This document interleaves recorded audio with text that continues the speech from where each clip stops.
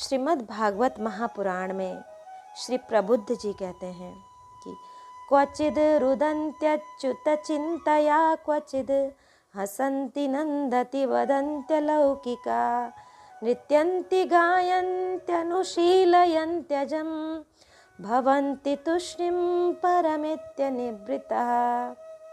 कि प्रेमियों के हृदय की अति विलक्षण स्थिति होती है। कभी कभी प्रेमीजन इस प्रकार से चिंता करने लगते हैं कि अब तक हमें भगवान क्यों नहीं मिले, क्या करें, कहाँ जाएं, किससे पूछें, कौन मुझे भगवान की प्राप्ति करावे।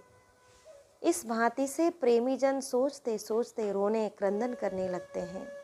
तो कभी भगवान की लीलाओं की स्फूर्ति हो जाने से ऐसा प्रतीत कर कि परम ऐश्वर्यशाली भगवान गोपियों के भय से छिपे हुए हैं, तो कभी हंसने लगते हैं।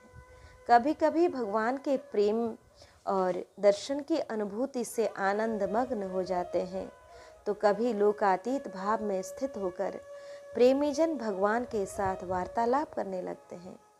कभी मानो कि उन्हें सुना रहे हैं, इस प्रकार उनके गुणों का गान करने लगते हैं।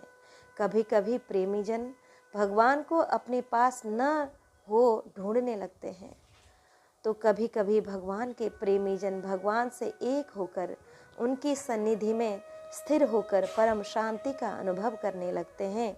तो कभी कभी भगवान के प्रेमीजन मौन हो जाते हैं। इस प्रकार की दशा भगवत प्रेमियों की होती है, ऐसा श्री प्रबुद्ध जी कहते हैं।